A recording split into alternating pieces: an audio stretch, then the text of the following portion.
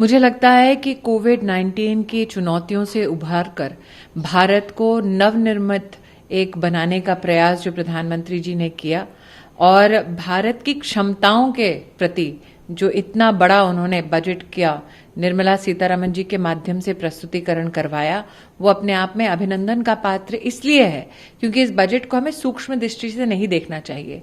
आप जानते हैं साल 2020 का वर्ष चुनौतियों से भरा था। 3 आत्मनिर्भर पैकेजेस साल 2020 में 20 के बजट के बाद भी अनाउंस हुए ताकि महामारी से जूझने के लिए हिंदुस्तानी नागरिकों को बल मिल सके। 80 करोड़ नागरिकों को 8 महीने के लिए राशन मुफ्त मिला। 22 करोड़ महिलाओं को 30,000 करोड़ रुपया उनके बैंक के खाते में ट्रांसफर किया गया। उनको उज्ज्वला की सौगात दी गई कि मुफ्त में उनको ईंधन मिले ताकि चुनौती के उस वक्त में उनका सहारा हम लोग बन सकें। आज भी इस बजट में 8 करोड़ महिलाओं को लाभ पहुंचाने के बाद उज्ज्वला योजना में 1 करोड़ और गरीब महिलाओं को जोड़ने की बात की गई। तो एक कंटिन्यूअम है रिफॉर्म का, एक कंटिन्यूअस प्रोसेस है जनता को निरंतर साथ देने का। और इस ऐतिहासिक बजट के लिए जो सर्वस्पर्शी है, मैं प्रधानमंत्री जी और वित्त मंत्री जी का अभिनंदन करती हूँ। पी चिदंबरम वित्त मंत्री ने भारत के लोगों, खासकर गरीब, कामकाजी तबके, मजदूर, किसान, स्थायी रूप से बंद हुए औद्योगिक इकाइयों और बेरोजगार हुए लोगों को धोखा दिया है। बेरोजगार निश्चित रूप से कांग्रेस पार्टी के वो नेता हैं जो चुनाव हार गए और शायद कहीं ना कहीं उन्हें इस बात का चिंतन करना चाहिए कि जो झूठ वो बार बार बोलते हैं उससे तंग आकर जनता ने भी उनको दरकिनार कर दिया है। आज जो बजट में अनाउंसमेंट हुई और विशेषता उल्लेख एमएसपी ऑपरेशंस का हुआ, उसमें एक छोटा सा उदाहरण मैं कॉटन का लेती हूँ, कपास का लेती हूँ। यूपीए के कार्यकाल में साल 2013-14 में कॉटन के एमएसपी ऑपरेशन में मात्र 90 करोड़ खर्चा किया कांग्रेस की सरकार ने। नरेंद्र मोदी की सरकार में जनवरी 2021 में 25,000 करोड़ रुपया मात्र कपास के किसानों के बैंक के खाते में गया।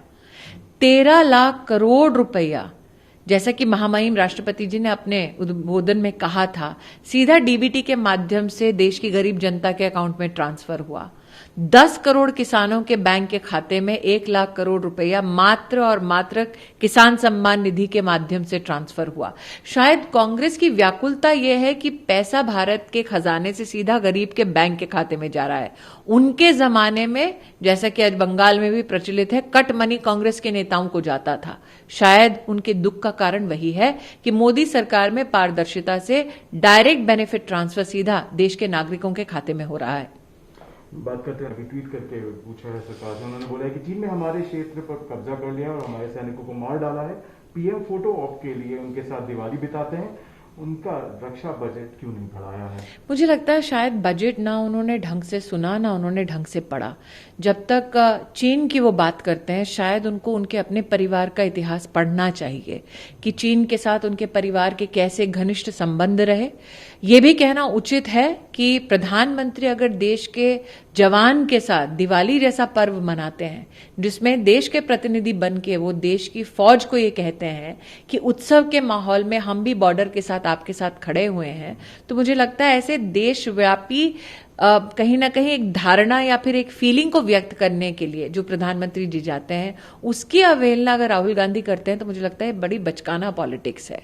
मुझे लगता है हर देशवासी को गर्व होता है। उत्सव का माहौल वो होता है, दिवाली का पर्व वो होता है जिसमें हर देशवासी अपने परिजनों के साथ होता है। अगर देश के प्रधानमंत्री ये कहते हैं कि मेरे लिए सरहद पे खड़ा वो सैनिक मेरा परिवार है, तो इससे किसी को भी आपत्ति नहीं होनी चाहिए।